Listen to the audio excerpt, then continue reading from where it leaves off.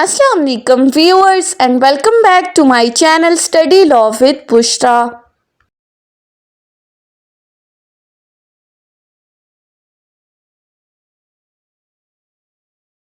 So we were discussing the Law Gate syllabus for Civil Procedure Code 1908. We have discussed some sections in our previous video. In today's video, we are going to discuss the remaining sections from the section portion. But before starting the discussion, I request you all to please subscribe to my channel and don't forget to press the bell icon for latest updates. Do share this video with your friends and don't forget to comment your feedback. So let's move towards the discussion. अपनी last video के अंदर हमने section 47 of CPC तक discuss किया था। आज की इस वीडियो में हम स्टार्ट करते हैं सेक्शन 96 से। सेक्शन 96 बात करता है appeals from original decrease. Section 96 कहता है कि क्या डिक्रीज के खिलाफ अपील फाइल की जा सकती है। अब डिक्री क्या है वो हम ऑलरेडी डेफिनेशन क्लॉज के अंदर डिस्कस कर चुके हैं। आज की इस वीडियो में हमने सिर्फ देखना है कि कोर्ट जो डिक्री पास करती है आया वो अपीलेबल है या नहीं। सो सेक्शन 96 कहता है save where otherwise expressly provided in the body of this code और by any law for the time being in force, कि सीपीसी के अंदर अगर कहीं कुछ और लिखा है तो वो फॉलो किया जाएगा, या अगर किसी और लॉ के अंदर कुछ और लिखा है तो वो एप्लीकेबल होगा। अदरवाइज सेक्शन 96 में जो बात लिखी गई है वो एज इट इज एप्लीकेबल होगी। अब सेक्शन 96 क्या कहता है, एन अपील शैल लाई। सबसे पहले इस सेक्शन के अंदर शैल का वर्ड यूज हुआ है। मैंडेटरी प्रोविजन है कि अपील फाइल हो सकती है। कब अपील फाइल हो सकती है? From every decree passed by any court. अब यहां पर वर्ड एवरी डिक्री यूज हुआ है कि हर वो डिक्री। अब यहाँ पर स्पेसिफिक लिमिटेशंस नहीं बता दी गई, स्पेसिफिकली नहीं बताया कि फलां डिक्री के खिलाफ आप अपील फाइल कर सकते हैं, बल्कि सेक्शन ये कहता है कि हर वो डिक्री जो कोर्ट अपनी ओरिजिनल जुरिस्डिक्शन को एक्सरसाइज करते हुए पास करती है उसके खिलाफ आप अपील फाइल कर सकते हैं। शैल का वर्ड यूज हुआ है। अब अपील कहाँ पर फाइल होगी? To the court authorised to hear the appeal from decision of the such court. ऐसी कोर्ट जिसको अपील सुनने के लिए ऑथराइज किया गया है उस कोर्ट के अंदर आप हर डिक्री के खिलाफ अपील फाइल कर सकते हैं। अब कौन कौन सी कोर्ट्स को ऑथराइज किया गया है? फॉर एग्जाम्पल हमारी सिविल कोर्ट है तो सिविल कोर्ट के फैसले के खिलाफ आप उसका अपर फोरम जो कि डिस्ट्रिक्ट कोर्ट है वहां पर अपील फाइल कर सकते हैं। डिस्ट्रिक्ट कोर्ट के फैसले के खिलाफ उसके अपर फोरम हाई कोर्ट में अपील फाइल कर सकते हैं।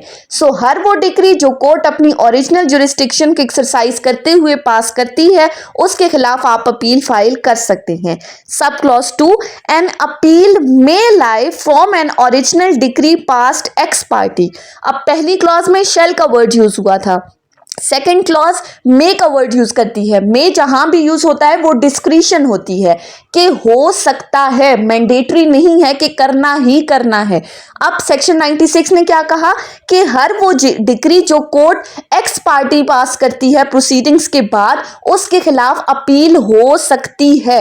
एक्स पार्टी डिक्री क्या है? फॉर एग्जाम्पल प्लेंटिफ ने सूट फाइल किया, समन इशू किए डिफेंडेंट को, डिफेंडेंट अपीयर नहीं हुआ, सो सिर्फ और सिर्फ प्लेंटिफ का मौकफ सुनते हुए, प्लेंटिफ के विटनेसेस को देखते हुए कोर्ट प्लेंटिफ के हक में जो डिक्री पास करती है उसको हम कहते हैं एक्स पार्टी डिक्री। इसी तरह डिफेंडेंट के केस में भी अगर प्लेंटिफ नहीं आता तो डिफेंडेंट के फेवर में एक्स पार्टी डिक्री हो सकती है। सो इस एक्स पार्टी डिक्री के खिलाफ अपील हो सकती है, मैंडेटरी नहीं है लेकिन आप अपील फाइल कर सकती हैं। Sub clause 3, no appeal shall lie from a decree passed by the court with the consent of the parties. अब यहां पर शेल का वर्ड यूज करते हुए बार लगा दिया है कि ऐसी सूरत में आप अपील फाइल कर ही नहीं सकते। किस सूरत में? जहां पर कोई डिक्री पार्टीज की कॉन्सेंट के साथ पास की गई है। अब पार्टीज की कॉन्सेंट से क्या मुराद है? फॉर एग्जाम्पल दो पार्टीज थी ए और बी, उनके दरमियान कोई कॉन्फ्लिक्ट था, वो एक ऐसे पॉइंट पर पहुंच के जहां पर उनके दरमियान कंप्रोमाइज हो गया, सुलह हो गई। सो जहां पर कंप्रोमाइज के बाद कोई डिक्री पास होती है तो वो अपीलेबल नहीं है। ऑब्वियसली जब आपने कंप्रोमाइज कर दिया फिर तो अपील का सवाल ही नहीं बनता, क्योंकि दोनों पार्टीज रजामंद थी, दोनों पार्टीज की मर्जी से हुआ है। सो सेक्शन 96 ने क्या कहा कि हर वो डिक्री जो कोर्ट अपनी ओरिजिनल जुरिस्डिक्शन को एक्सरसाइज करते हुए पास करती है उसके खिलाफ अपील हो सकती है। कॉन्सेंट डिक्री के खिलाफ कभी भी अपील नहीं हो सकती, ये लॉ गेट में हमेशा पूछा जाता है। और कोर्ट की किस डिक्री के खिलाफ अपील हो सकती है, मेक अ वर्ड यूज हुआ है, सो एक्स पार्टी डिक्री के खिलाफ अपील हो सकती है। ये था सेक्शन 96। उसके बाद आ जाते हैं नेक्स्ट सेक्शन जो कि है सेक्शन 104। सेक्शन 104 बात करता है orders from which appeal lies.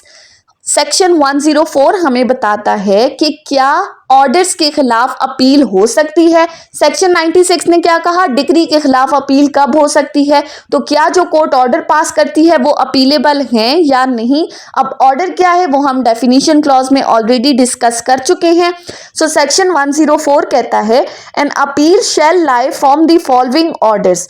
अब सेक्शन 104 के अंदर बताया गया है, शेल का वर्ड यूज हुआ है कि अपील फाइल हो सकती है, अपील फाइल की जाएगी किन ऑर्डर्स के खिलाफ, जो ऑर्डर 43 सबसेक्शन 1 की क्लॉज 1 में जितने भी ऑर्डर्स को एक्सप्लेन किया गया है, जितनी भी लिस्ट ऑफ द ऑर्डर्स बताए हैं वो तमाम अपीलेबल हैं। इसके अलावा इस सेक्शन के अंदर जो कहा गया है an order under section 35A, section 35A क्या बात करता है, कंपनसेटरी कॉस्ट के हवाले से, कि जिसमें कोर्ट ने कोई ऐसा ऑर्डर पास किया है जहां पर कोई कंपनसेटरी कॉस्ट अवॉर्ड की गई है तो कोर्ट के उस ऑर्डर के खिलाफ अपील फाइल हो सकती है, वो ऑर्डर अपीलेबल है। Secondly an order under section 47। अब सेक्शन 47 क्या है, जहां पर हम एग्जीक्यूटिंग कोर्ट की पावर्स को डिस्कस कर चुके हैं, that the Questions related to execution, discharge and satisfaction of the decree will be settled by executing court। तो उस executing court के फैसले के खिलाफ अपील हो सकती है। उसके बाद तीसरी बात की गई है an order under section 95। Section 95 किस बारे में बात करता है, किसी बंदे की अरेस्ट से रिलेटेड कोई ऑर्डर पास किया है, इसके अलावा कहीं पर रिसीवर को अपॉइंट किया है तो अपॉइंटमेंट ऑफ द रिसीवर से रिलेटेड आप ऑर्डर के खिलाफ अपील हो सकती है। इसी तरह अगर कहीं पर इंजंक्शन ऑर्डर पास किया है तो उसके खिलाफ भी आप अपील फाइल कर सकते हैं। सो पहली बात, ऑर्डर 43 में जो लिस्ट बताई है, सेक्शन 35A के अंदर जो ऑर्डर पास हुआ है, सेक्शन 47 के अंदर जो ऑर्डर पास हुआ है और सेक्शन 95 के अंदर जो ऑर्डर पास हुआ है उसके खिलाफ आप अपील फाइल कर सकते हैं। इसी तरह अगर कोर्ट किसी ऑर्डर के थ्रू कोई पेनल्टी डिमांड करती है या फिर किसी बंदे की अरेस्ट से रिलेटेड कोई ऑर्डर पास किया है, कोई फाइन इम्पोज कर रही है, किसी बंदे की अरेस्ट से रिलेटेड कोई डायरेक्शंस दे रही है या उसकी डिटेंशन से रिलेटेड कोई डायरेक्शंस दे रही है, तो वो तमाम ऑर्डर्स भी अपीलेबल हैं, उनके खिलाफ भी आप अपील फाइल कर सकते हैं, सवाए वो ऑर्डर जो अरेस्ट से related execution of the decree में किया है उनके खिलाफ अपील फाइल नहीं हो सकती। और याद रखें, ऑर्डर्स के खिलाफ सिर्फ और सिर्फ एक ही अपील हो सकती है।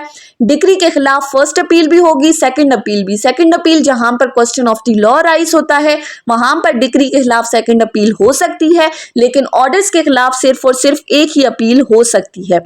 अगर आपने किसी ऑर्डर के खिलाफ अपील फाइल की है और अपील में कोर्ट ने कोई फैसला सुनाया है तो अपील के फैसले के खिलाफ आप फर्दर अपील फाइल नहीं कर सकते। वही बात कि ऑर्डर्स के खिलाफ सिर्फ और सिर्फ एक ही अपील हो सकती है।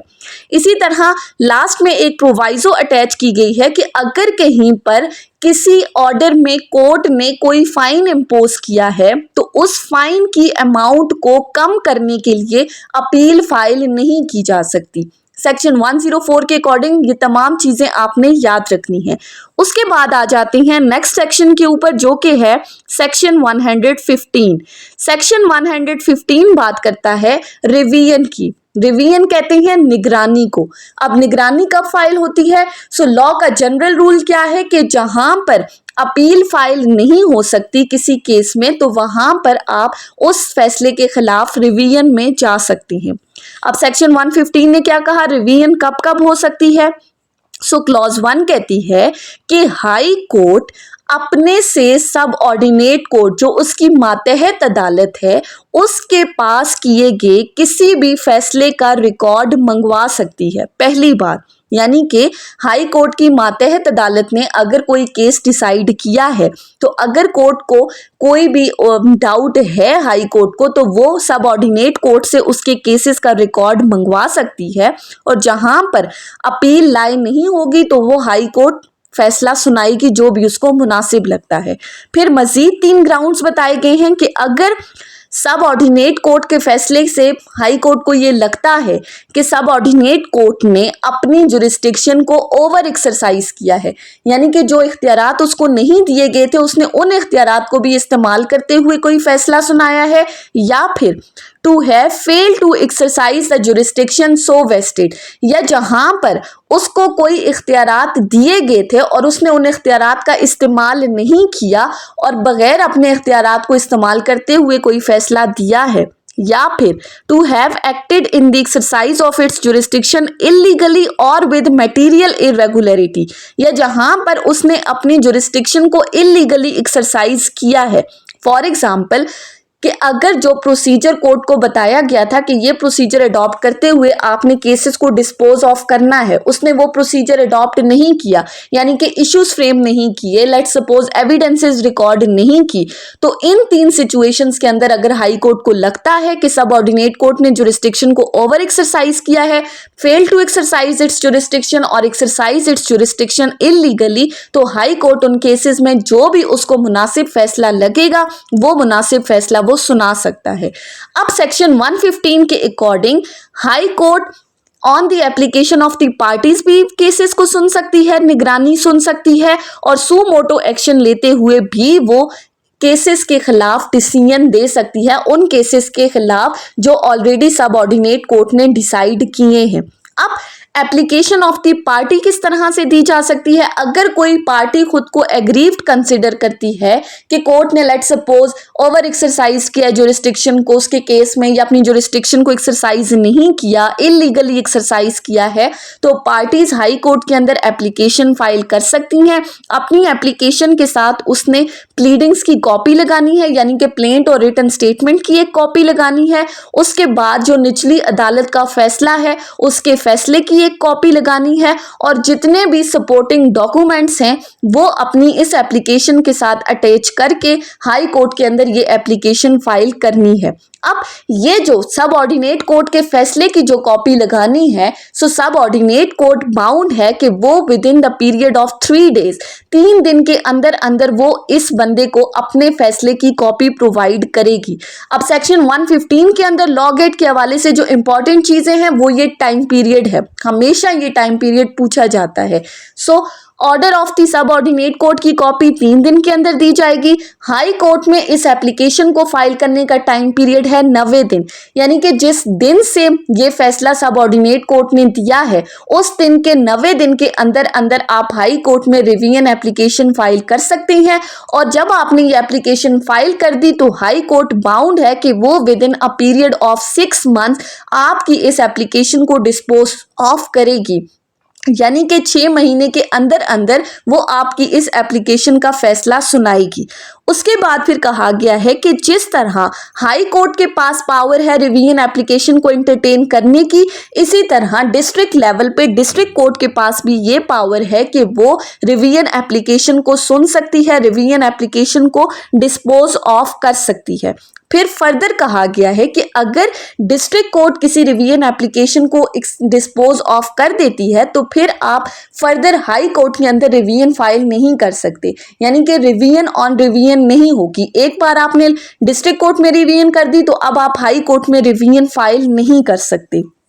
फिर उसके बाद कहा गया है कि डिस्ट्रिक्ट कोर्ट के पास ये पावर है कि वो रिवीजन एप्लीकेशन को सुन सकती है, लेकिन जहां पर value of the subject matter of the suit district court की एपिलेट जुरिस्डिक्शन से एक्सीड ना करे। सो जहां पर सब्जेक्ट में वैल्यू ऑफ सब्जेक्ट मैटर उसकी एपिलेट जुरिस्डिक्शन से एक्सीड नहीं करता, सो वहां पर आप डिस्ट्रिक्ट कोर्ट के अंदर रिवीजन एप्लीकेशन फाइल कर सकते हैं और डिस्ट्रिक्ट कोर्ट रिवीजन एप्लीकेशन को इंटरटेन कर सकती है। सो रिवीजन में आपने याद रखना है 90 दिन के अंदर आपने हाई कोर्ट में रिवीजन एप्लीकेशन फाइल करनी है और 6 महीने के अंदर अंदर आपकी रिवीजन एप्लीकेशन डिसाइड हो जाएगी। उसके बाद आ जाते हैं लास्ट सेक्शन के ऊपर, जो कि है सेक्शन 151। सेक्शन 151 बात करता है inherent powers of the court को, यानी कि ऐसी पावर्स कोर्ट की जो इन नेचुरल हैं, जो उसको एडिशनल पावर्स नहीं दी गई, बल्कि जब से वो अदालतें बनी थी उनको इनहेरेंटली विरासती जो पावर्स दी गई हैं उनको एक्सरसाइज करते हुए अंडर सेक्शन 151 क्या कर सकती है कोर्ट, जहां पर कोई लॉ साइलेंट है, जहां पर किसी कानून के अंदर कोई प्रोविजन मौजूद नहीं है, वहां पर कोर्ट अपनी इनहेरेंट पावर को एक्सरसाइज करते हुए वो ऑर्डर पास कर सकती है। और सेक्शन 151 क्या कहता है कि इनहेरेंट पावर्स को एक्सरसाइज करते हुए कोर्ट कौन सा ऑर्डर पास कर सकती है, for the which is necessary for the ends of the justice. पहली बात, जो एंड्स ऑफ द जस्टिस के पर्पजेस के लिए जरूरी है या जहां पर miss use of the power को प्रिवेंट करना है। सो इन दो केसेस के अंदर हाई कोर्ट अपनी इनहेरेंट पावर को एक्सरसाइज करते हुए कोई भी फैसला सुना सकती है। ये सेक्शन 151 भी बहुत इंपॉर्टेंट है, हमेशा लॉ गेट में इसके हवाले से क्वेश्चन पूछा जाता है। सो इसी के साथ हमारा सीपीसी का सेक्शन पोर्शन कंप्लीट हो चुका है। हमने सबसे पहले डेफिनेशन क्लॉज को डिस्कस किया, फिर section 9, section 10, 11, 12, section 15 to 20, section 47, 75, section 96, 104, 115 और 151 को डिटेल में डिस्कस किया है। सो आई होप कि इसके बाद अब लॉ गेट के हवाले से आपको कोई कंफ्यूजन नहीं रहेगी। अपनी नेक्स्ट वीडियो में हम इंशाल्लाह ऑर्डर्स के पोर्शन को डिस्कस करेंगे। सो आई होप कि आपको ये लेक्चर समझ में आया होगा। अगर आपने इस वीडियो को अटेंटिवली सुना है तो अगर आपको ये वीडियो अच्छी लगी है तो इस वीडियो को लाइक करें, कॉमेंट करें और चैनल को जरूर सब्सक्राइब करें। Thank you so much for watching this video. Till then, Allah Hafiz.